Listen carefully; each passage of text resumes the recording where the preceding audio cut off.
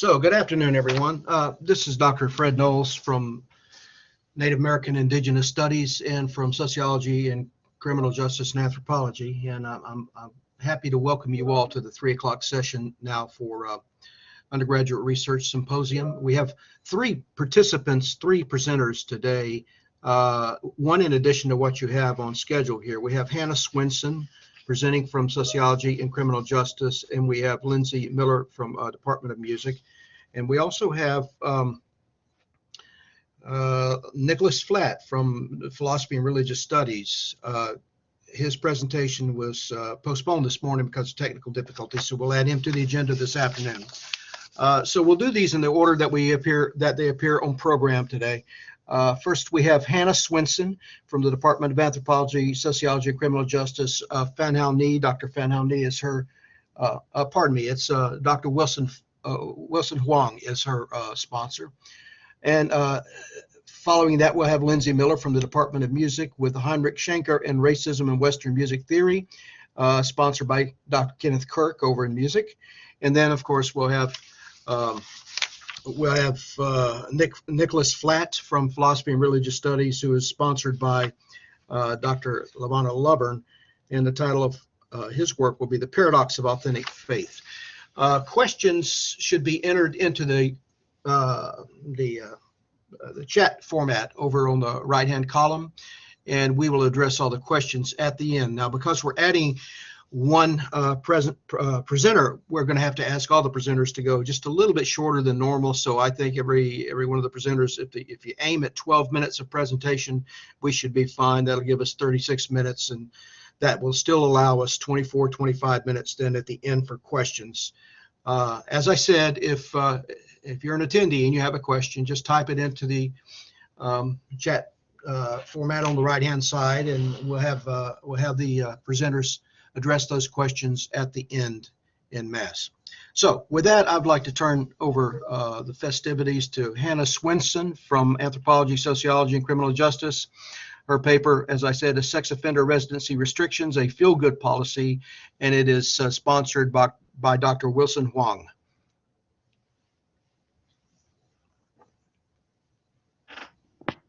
All right, hi everyone. My name is Hannah Swenson and I'm a criminal justice major. So I did my study on sex offender residency restrictions. So sex offender residency restrictions are an area of failing legislation in criminal justice that's really rarely talked about. In fact, before the study, I had no idea what a sex offender residency restriction was, and you may not either, but that's okay. My goal of this project is to hopefully teach you something new today and bring awareness to an important policy issue in criminal justice today. So here's a little overview of my study and the issue at hand.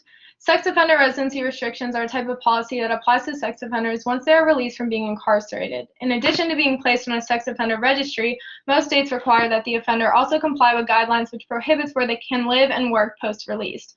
These are what we refer to as residency restrictions. There are buffer zones in residency restrictions where the offender is not allowed to live and work, and these buffer zones specifically surround areas where children frequently reside, play, or congregate. This is typically schools, playgrounds, bus stops, and places of that nature. So the idea is that if we restrict the access that the offender has to potential victims, which in this case is just children, there may be less reoffending and victimization.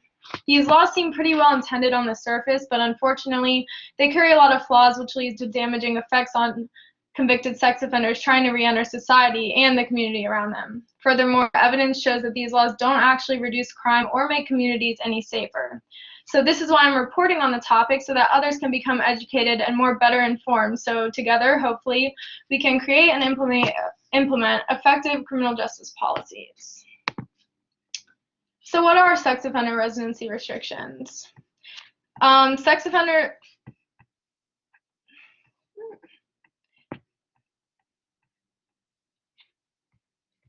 Oh, my bad, sorry. Skipped a slide. Okay, so sex offender legislation activity is always directly indicative of high-profile sex crime cases and media coverage. So basically, big sex crime cases in the 1990s involving children captured the nation's attention and led to a very active period of legislation regarding sex offenders. Jacob Wetterling was an 11-year-old boy from Michigan who was kidnapped from his hometown and found murdered 27 years later. His family pushed for action and created a state-mandated sex offender and crimes against children registry. Megan's Law was named after 7-year-old Megan Conca, who was raped and murdered by her convicted sex offender neighbor. It added community notifications to the Wetterling Act, which requires registries to provide addresses. The Pam Leichner Act created a national sex offender database operated by the FBI. And states began taking things into their own hands around 1996. Sex offender residency restrictions were seen in Alabama, Florida, Delaware, and New Jersey. More high-profile cases took place between 2005 and 2008, and these laws increased by 30% across the country. And as of 2018, sex offender residency restrictions exist in 38 states. I've included this timeline to visualize how legislation evolved and became more strict and very popular so quickly throughout the years. So let's talk about what exactly sex offender residency restrictions entail. They are laws which are state-mandated that prohibit convicted sex offenders from living or working within a certain distance of child-congregated areas. There's no federal guideline on sex offender residency restrictions, so the specifics will vary state by state. However, the usual buffer zone ranges between 500 to 2,000 feet away from child-related areas. The most common zone is 1,000 feet. Illinois is the least restrictive state with a 500-foot buffer zone, and California is the most restrictive with a buffer zone that amounts to over 7.5 blocks away. Zones commonly include schools, daycares, bus stops, gyms, and churches. Failure to comply with these laws can be very serious, and it's actually a felony in 11 states, even if a convicted sex offender misreports their address on accident. Additionally, 21 states require that all convicted sex offenders comply with these child protective laws, even if their victims are not children. For instance, a public urination charge can lead to a mandatory compliance. So these type of laws are commonly referred to as crime control theater laws. Crime control theater refers to laws which aim to prevent crime, but consequently result in negative outcomes. Essentially, they're policies which put on a show and make us feel better about ourselves and our safety. Sex offender residency restrictions meet all 4 components of crime control theater. Another more well-known example of crime control theater is actually Amber Alerts. This is a really interesting concept identified by researchers, but judging by the components, this does not seem like the type of legislation that we want enacted in our system. So we reviewed how sex offender residency restrictions were inspired by moral panic beginning in the 1990s and how they're obviously well supported as evidenced by the number of states that have them. Let's discuss some statistics that are not too well known though. 70 to 95% of sexual assaults are actually committed by acquaintances and not strangers. This goes against the stereotypical stranger danger saying. A study found that sex offenders were actually the least likely to recidivate in comparison to felons who were released on other charges. Registered sex offenders who do commit another crime are 2 to 3 times more likely to commit a property or violent crime rather than a sex crime again. Around 5 to 17% of all sex offenders will be charged with another crime in their lifetime. And a public poll taken not too long ago exhibited some of the false narratives that many people believe about sex offenders, which has promoted the approval for these poorly designed laws. For example, 37% of people surveyed believe sex offenders deserve no rights at all. 44% believe that it's okay for them to be harassed. 33% believed it was okay for them to be purposefully injured. And the public approval rate for sex offender residency restrictions was logged at about 80%. Now, this isn't to shift blame off of the offender or minimize the immense seriousness of sex crimes. However, residency restrictions are taking an approach to safety that does not necessarily meet the typology of the criminal, but instead feeds off of common misperceptions about sex crimes. And there's a lot of danger in misinformation. So, as if the statistics weren't predictive enough for ineffectiveness, states with sex offender residency restrictions have experienced policy failure. Registered sex offenders who victimize children while under community supervision do not live any closer to child-related areas than the sex offender who did not reoffend. Convicted sex offenders are more likely to choose a location further from their residence when they victimize children anyways. An interviewed sex offender commented with a response along the lines of, "If I'm going to commit another crime, why would I want to offend in the first place that police would come looking for me?" No changes in crime rates were observed after sex offender residency restrictions were enacted. The amount of sex offenders in an area also doesn't significantly affect crime rates. And overall, sex crimes have been in decline for 2 decades, even before sex offender residency restrictions existed. Probably one of the most notable aspects of these laws is the additional strain that it places on convicted sex offenders who are seeking to restart their lives after incarceration. Why do we want sex offenders to re-enter society successfully?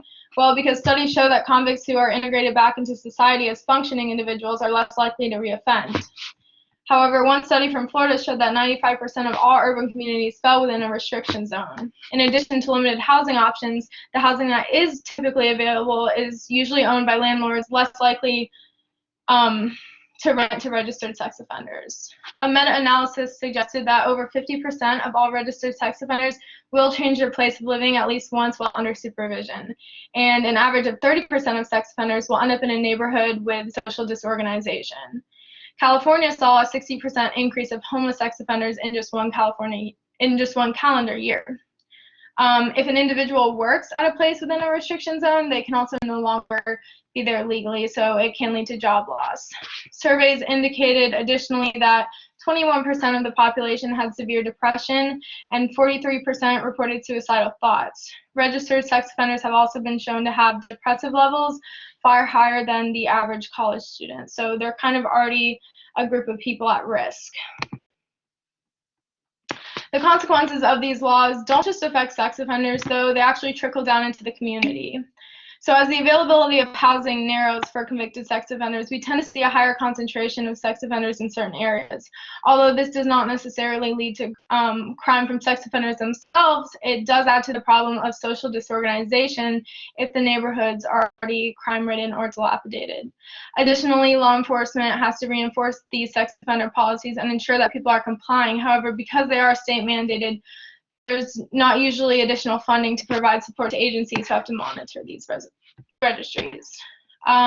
Finally, property value can decrease. A study showed that the property value decreased an average of $3,500 when a sex offender moves within 1/10 of a mile of the property.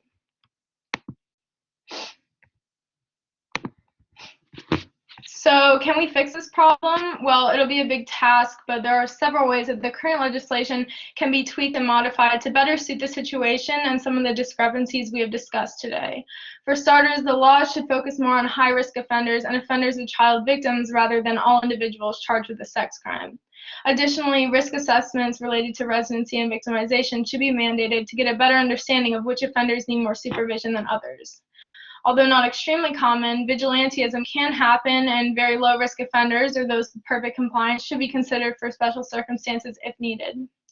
And the United Kingdom actually runs a sex offender residency restriction program that's tiered, meaning the higher risk offenders receive more surveillance and stricter boundaries, and the low-risk offenders have less restrictions, and that has been shown to be fairly effective. So to sum it up, sex offender residency restrictions have very damaging effects on sex offenders and society. This type of legislation should be carefully analyzed and researched before being passed and should be supported by empirical evidence rather than emotion and political appeal. Finally, additional research on sex offender legislation should be conducted, and more education on this topic should be provided to keep the public better informed. So that is all I have today. Thank you guys so much for listening. I know it's a very unique topic and there's a lot to discuss, but I hope you learned a thing or two. Thank you, Hannah. We have a good number of questions that we'll get to at the end of the presentations here based on your presentation. Next up, we have Lindsey Miller from the Department of Music with a presentation entitled Heinrich Schenker and the Racism in Western Music Theory.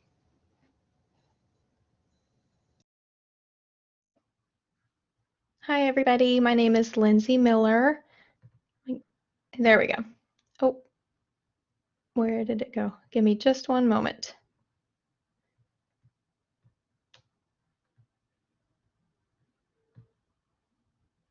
Okay, can everybody hear me well?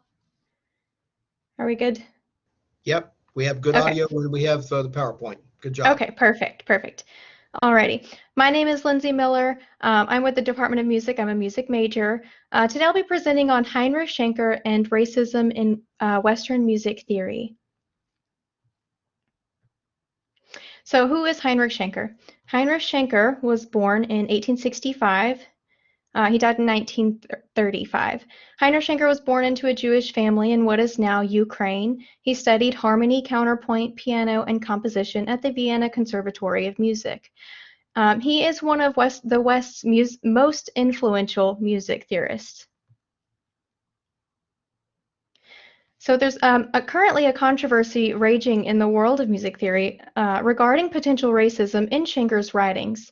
This erupted in August 2020 when Philip Ewell, associate professor of music theory at Hunter College of Music, presented an article titled "Music Theory and the White Racial Frame" in the journal Music Theory Online.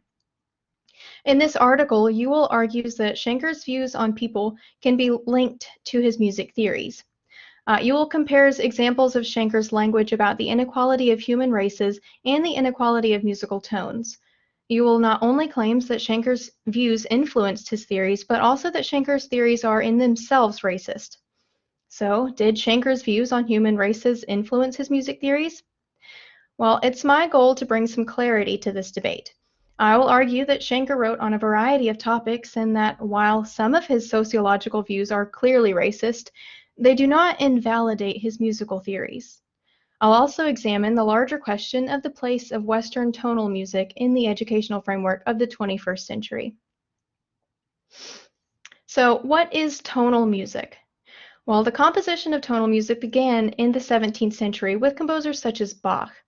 The music of Haydn, Mozart, Beethoven, and Brahms is all tonal, and extended forms of tonality have continued to be used to the present day. In tonal music, there is a hierarchy of importance of events that exists within a piece. Within each key, there is a hierarchy of structural importance of certain notes and chords that guide the music. Tonal music has a specific pitch called the tonic, on which the music is most stable and at rest. Tonal music works by establishing this tonic, moving away from it, and then returning to it. As a tonic is established, the music feels stable. It feels at home. When the music moves away from the tonic, it becomes unstable or less stable. This leads to a desire to return to the stability of the tonic. So let's look at Schenker's claims in music theory. Heinrich Schenker studied the tonal music of 17th and 18th century composers. Schenker did not invent a new way of hearing tonal music, but rather identified what composers had been doing intuitively the whole time. In studying these compositions, Schenker found that part of what makes tonal music so rich is the fact that some events are more stable and structurally important than others. By filtering out less stable notes, we reveal an underlying structure that has its own logic. As we continue doing so, we find that there are deeper and deeper levels of this structure. So he put all of this into a theoretical framework and developed a graphic system for representing it, which we call Shankarian Analysis. So let's take a look at Shankarian Analysis. Shankarian Analysis is a method of analyzing tonal music by revealing its underlying structure. The goal is to demonstrate the organic coherence that is found in the layers of the music. So it's not so much to talk about which notes are the most important, but really to show how everything is organically involved with itself. So how it all fits together and works together, and it's all connected to each other. So as we dig deeper, we find increasingly simpler forms of the music. The foreground layer is essentially the piece as a whole, down to the smallest detail. The middle ground layer shows how the large structural areas are extended below the surface of a piece. When we listen to tonal music, we understand that important notes continue in some sense even through intervening notes and connect logically to other important notes. These important structural events found in the middle ground ultimately govern the progression of the music. The background layer is the most basic structure of the music, consisting of a descending linear progression over the overall condensed chord progression. This structure is essentially the same for all tonal music. So here's an example of a Shankarian analysis that someone has done. In this analysis of this Mozart piano sonata, we can see the foreground, the middle ground, and the background layers, and how the music can be reduced all the way down to that background. So if you look up at the top, we have the foreground. So that's the music as a whole. That's how Mozart wrote it. All of the notes are there. And then past the foreground reduction. So looking at the middle ground now, we have all of the important notes that really govern the music and drive it to its cadence point at the end of this page. Those are all left in the middle ground. In the background, we have that linear progression going down all the way down to the cadence. So that's the most basic form of this particular piece. Schenker considered middle ground motion to be of the most significance in his analyses. In the middle ground, we see how the music has been elaborated from the background structure and the underlying importance of its pitches below the surface layer of the music. A middle ground reduction shows the analyst the more important pitches and how they guide the lines of the music to cadence points. So an example of the middle ground motion can be seen in Bach's invention number 13 on the right. So what I've done is circled all of these middle ground notes that are guiding this descending linear progression, and what they're doing is driving us to these cadence points. So they're really kind of leading the way for the music and giving it some motion. So let's talk a little bit about Schenker's sociological claims. Well, it's no secret that Schenker held racist views. According to Schenker, Germans were the superior race, and it was their duty to educate and guide other nations. In an essay titled "The Mission of German Genius," Schenker states that of all the nations living on the earth today, the German nation alone possesses true genius. Although this view was not uncommon of Germans in his time, Schenker held stronger views on this than some of his German friends and acquaintances. So let's look at some more of Schenker's views. Tonal music does contain a hierarchical structure, but not because Heinrich Schenker claimed it to be so. This really is just how tonality works. Schenker, having a law degree, believed that because tonal music followed the laws that he deemed to be set in place by nature, it must be considered superior to all other music. So Schenker thought the music that was being composed by 17th and 18th century German composers was superior to all other music. That was the best music. This is the music we should study. Schenker also claimed that since German composers used middle ground motion in their compositions, they alone had true God-given genius.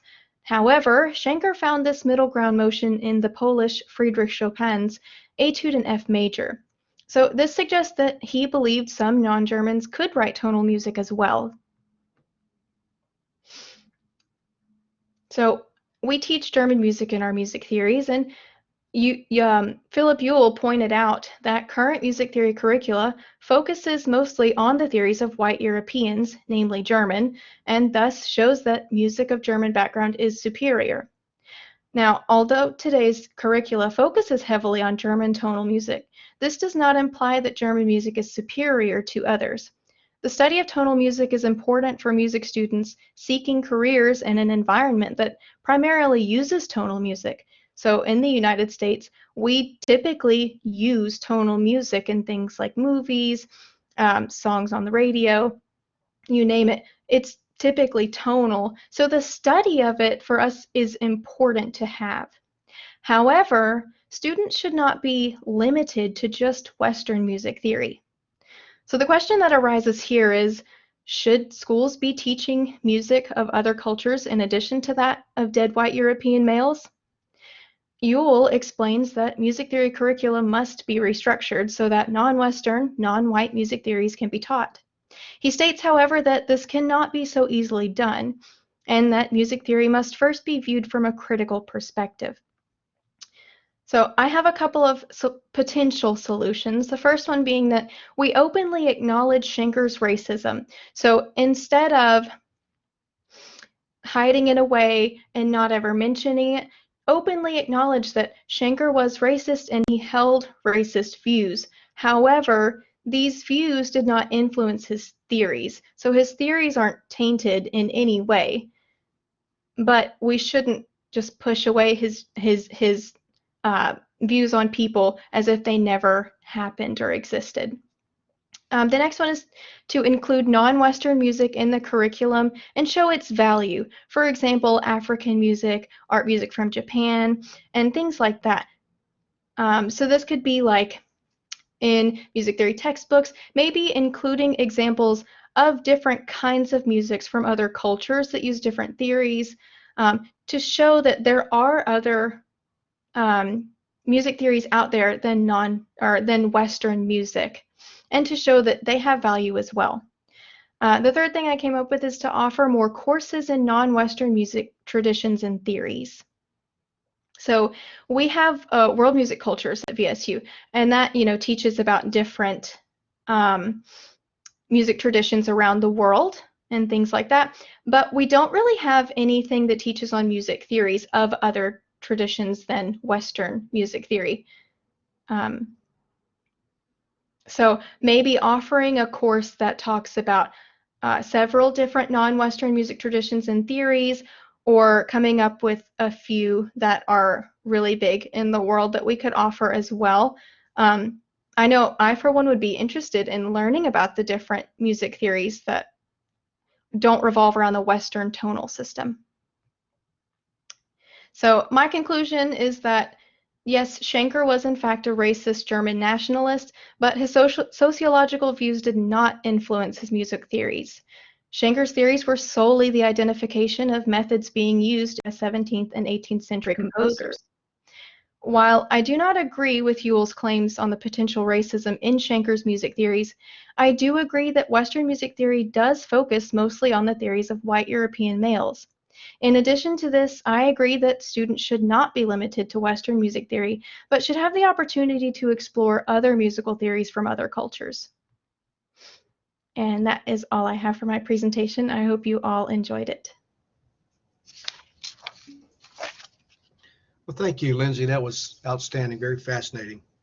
Our third and final presenter in this session is Nicholas Flatt from the Department of Philosophy and Religious Studies.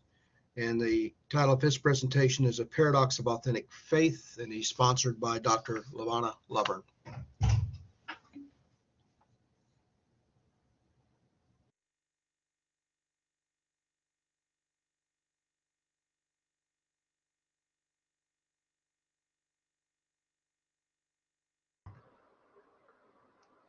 What is going on?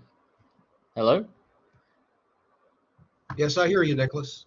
Okay, can y'all see the screen? I do not see your PowerPoint, Oh, but I've got audio. okay, here it There is. we go. Yeah, I see it now. I have the So, all right. PowerPoint and your audio, so go ahead and press on. Okay, hey guys, I'm Nick Flatt. I'm a senior at Valdosta State. I'm a religious studies major, in my presentation on Kierkegaard's Paradox of Authentic Faith. So Kierkegaard was this 19th century Danish religious philosopher that lived from 1813 to 1855. He was considered a father of this philosophical school of thought and movement known as existentialism. While existentialism is this very loose term applied to a thought that started with Kierkegaard and kind of faded out with Simone de Beauvoir and Sartre, some of the major themes that they focused on was individualism, choice, freedom, identity, and authenticity.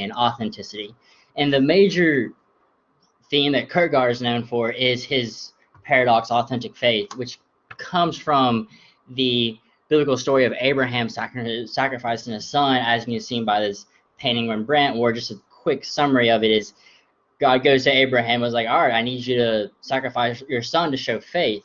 And he's put in this kind of weird move where he has these two moves he can make, where he has this absolute duty to God, but also God's asking him to do this completely unethical thing, which Kierkegaard calls a universal. And he's kind of put into it, so how does he fulfill his absolute duty to God, but also fulfill his absolute duty to the ethical? And what this creates for Kierkegaard is what is the paradox of faith. And he kind of says he's either a murderer or a man of faith. So there's this kind of these two polarities, either good or he's evil. And it's kind of like how Kierkegaard was really asking the question of, why is this here? What does this create? What does this say about faith? And kind of the paradox of faith is as there's movements that Kierkegaard had, or Abraham has to make, and the first one is he has to become the single individual. And once he becomes a single individual, which while he was in that moment, no one could really understand why he was doing that. He was only justified by himself, and he had to take this leap of faith, this movement almost of affinity towards infinity, towards this higher ethical. So one of his central premises was there must be a teleological suspension of the ethical, or a higher ethical form that Abraham was jumping into. And some of the major descriptive terms of the Knight of Faith is distress, agony, absurdity, loneliness, and constant state of doubt and tension, which you could definitely understand from Abraham's perspective. Kierkegaard was really trying to get within that story. All those things would be playing out of that distress of, up until that last moment, he was going to kill his son, which is absurd. But also that loneliness of he couldn't really tell anybody, or no one really understand what he was doing. And that constant doubt is, this voice in my head really the voice of God, or am I just going to become a murderer? And all these are, and right here you can see more where he talks about this when he says, like, a person walks, is in one sense a hard road, the tragic hero. There are many who can give him or advise him, but who walks a narrow road of faith has no one to advise him, no one to understand him. And that in the Knight of Faith is kind of, in a second quotation, held in this constant tension to where he never really escapes it, like the tragic hero. And this is Kierkegaard's version of inauthenticity. He defines the tragic hero. If the church would have asked, hey Kierkegaard, if you go kill your son, we will make you a big person in our church, you give all this, guaranteed you will be remembered, then he would have known before he would have made those movements. He would have been understood. He would have been asked. He would have been, everybody understood. Yeah, that makes sense. He would have been within the ethical, and he would have been understood. So he would not have escaped that loneliness, and he would not have been the individual. So, and Kierkegaard believed this state of being was authentic, but how do you convince someone to exist in a state that is described as being uncomfortable, lonely, paradoxical, and absurd? And like he believed that here was the authentic state of being, and you can't convince someone into that. You almost have to entice them into that. So he had to concoct ways of indirect communication where the person would really choose to be in that state, and that would, and but he believed there was true happiness within there. And one of his major ways of communicating was this theme of irony. And he looks to Socrates as the beginning of this. And if you read a little bit about Socrates, one thing he was really known for was the Socratic method, and the base of that is he kind of just wouldn't say much. He just asked a bunch of questions, and he would make the person he's questioning realize what they thought they knew wasn't actually true, and then they would really have to go back into it and really study for themselves. And that's one of the central characteristics of irony, is has this facilitates self-knowledge through the individual breaking from conventional norms and commonly accepted beliefs. That first half really tells the story of the tragic hero, when the Knight of Faith a lot more breaks into those commonly accepted norms and can only rely on themselves. More characteristics of irony is this repetitiveness, this constant redefining meaning, and irony kind of is just constantly going out, constantly redefining meaning. As Abraham, all the way, there's 3 days he had to get up to the top of the mountain, and probably had constantly redefining what it means to have faith. There's no real end to it. It's just constantly finding new, deeper meaning. And the central characteristic is as a qualification of subjectivity. And through this qualification of subjectivity, this individual really understands who they are, and they find this inward truth that Kierkegaard would argue is authentic, and it's because they have made the truth. And with the tragic hero, they didn't really make the truth. They were given what he calls some abstract universality, and that's what they're supposed to follow. There's not really any questioning towards it. And he really, the definition of inauthenticity versus authenticity really sums up the different ones, to where inauthenticity results when nature needs the individual are ignored, denied, obscured, or made less important institutions, abstractions, or groups. And this is kind of the inauthenticity of a tragic hero is not that he's in the church. It's more of he doesn't have this freedom. Kierkegaard was really against this kind of paradigm of suppression, or this paradigm of like the individual is less than the church. He was Christian himself, and he was really frustrated that the church had, in his time, and you could probably apply some of this to today's world, he was really frustrated at the time that the church, he thought like they had really skimmed over this, when he argued that there's a lot of potential within this, that he said like you're hiding from them, and he says like that's very inauthentic.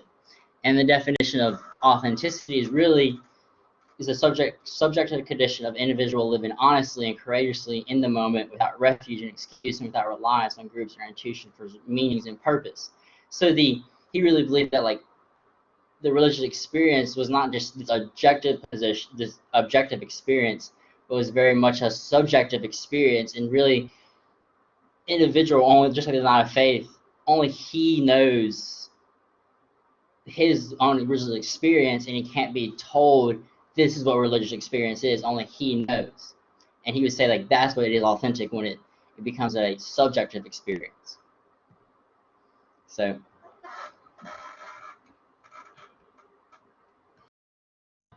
that's all I got. Okay, thank you, Nick. That was very fascinating. Existentialism is fascinating. Actually, all three of these papers have been exceptionally interesting to me, at least personally, subjectively speaking. So we've got a number of questions here. So what I think we should do is, in the interest of time and to make sure everybody gets a fair shake at this, I'll just take them in rotation. So we'll put the first question to Hannah. Let's see. Hannah, Lee Joseph asked, what would you say is the fallacy in these restriction zones that you speak of?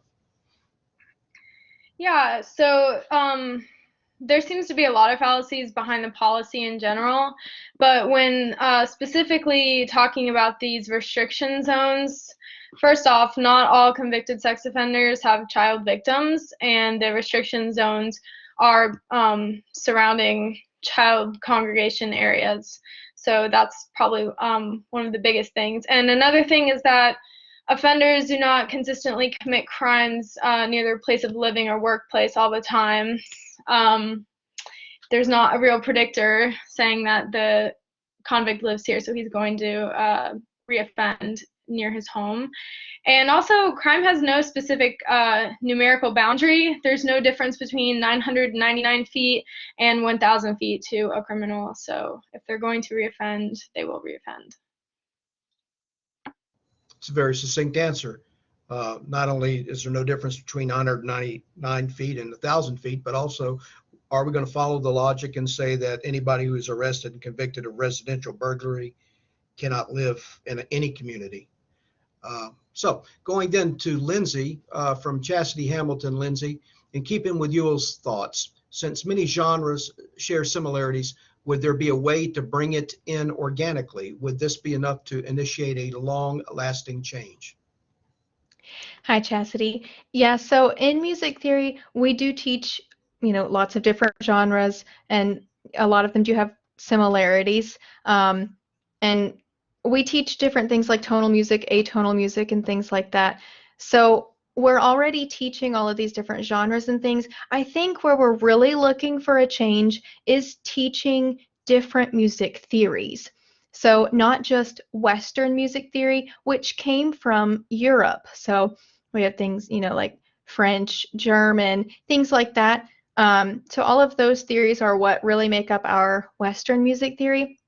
And I think really where everyone's kind of wondering if we can change is by bringing in non-Western music theories that really focus on a whole different system. So it's not focusing around the Western tonal system. Yeah, that's all I have for that answer. Thank you very much. Nick, from Dr. Lover, and she asked, is the tension of the paradox understood by the Knight of Faith to live in the authentic? I think yes, it's that tension that kind of keeps this constant movement forward almost, and that tension constantly redefines meaning and finds a almost deeper meaning. And that in the tragic heroes doesn't have that same tension. So I would say yes. Thank you very much. Hannah, this is from Precious. Would they being sex offenders, have to follow these restrictions, like how close to schools or churches they can reside for the remainder of their lives? So because these are state mandated laws, they're going to differ from state to state. It'll depend. In Georgia, sex offenders remain on the registry for life, but the ones that have to follow residency restrictions are dangerous sexual offenders and offenders with child victims. But as long as they are on the registry, which is assumed for life, then they have to follow residency restrictions. But in Georgia, they are allowed to petition to be removed, which is kind of interesting that they have that option here. Thank you. Lindsay, I have a question from Dr. Kirk. He says that you've done a very nice presentation. Do you have any ideas for how to restructure the curriculum to include more non-Western and non-art music? Yeah, so this one's a little tricky. So I don't really have any experience. Obviously, I'm just a student in what goes into bringing in new classes and changing a curriculum, really. But if you think about it, students really only have so much time, and music students have a lot of classes that they have to take. I do think, though, that if we were able to bring in different theories from different cultures and things like that, it could be something that we offer maybe as like elective courses, or like something that students can take as an elective course. So maybe not something that's required, or maybe it is required. Maybe you require that students take a non-Western music theory along with Western music theory. And I think that might open some doors, at least giving students the opportunity and the option to take things outside of Western music theory. And again, I don't really know how you would go about doing this. Maybe, getting a committee together and, sitting everybody down and talking about, well, what are some ways we can do this, kind of brainstorming. But I think just bringing in some ideas to get kind of the ball rolling. So some examples of some different music theories and things like that is like the Javanese gamelan. So they use a totally different system than Western tonal music does. They don't use the tonal system, so it's completely foreign to anything that we use. African music, it seems to be somewhat tonal, but they have lots of different rhythmically active things. So their music is really interesting rhythmically, and they do this thing what's called a call and response. So they have like lots of different theoretical things and musical things than we do, and that could be something that people are interested as well. The Indian music system, they have smaller intervals that to our tonal ears don't sound in tune. But they use them in their music theories. And that's something I'm really interested in. And I think that students should have that opportunity. Now, how to go about doing that, I'm not really sure. But I think just getting some people together and coming up with some ideas and presenting it to other people, I think just getting involved and talking about it is a step in the right direction. Thank you, Lindsay. Nick, this is for you, and this is from Alicia. Do you believe the authentic self would be different if his faith was from a different religion other than Christianity? Yes, I would say, because he believes the authentic self is once you're in relation with God. So yes, and that's the Christian God. I would say yes, if he was of a different religion, that definition of the authentic self would be different. But I would say it might be similar in the sense of like that experience of the paradox, which the little bit of study I've done of like Eastern traditions, that experience of paradox within religious experience, and they're a lot more about the individual religious experience. I would say some of that would be similar, but because he is Christian, that authentic self would be different. Thank you very much. Hannah, this is for you. It's from Dr. Glenda Swan. She says, I can certainly see how taking a stand against these laws would be politically unpopular. Can you think of what type of approach and/or media campaign might be the most effective in educating people about the ineffective nature of these laws so that they might be changed? Yeah, and that's very true. It is very politically unpopular. I mean, no one wants to be known or misunderstood as or perceived as supporting sex offenders, and that's obviously not what this is. But I think if we place emphasis more on the rehabilitation movement, and I think criminal justice in general in the United States has gotten better about pushing for more rehabilitation, and that just because someone has been convicted of a crime, they're not necessarily broken for life and they can re-enter society. Also, I think being able to show individuals how it affects them, not just the offender themselves, but overall just more education on the topic. I mean, like I said, I wasn't even aware this was an issue before I started my research, so that's what I would say. Very good, thank you. Let's see, Lindsay from Dr. Lover. She says your talk teaches her a lot. What would be an example of atonal music? Perhaps you've answered that in part, but give that another shot. Could the diversity expand cultural understanding and student inclusion? Yeah, so we teach a lot of atonal music in music theory, and it's so interesting.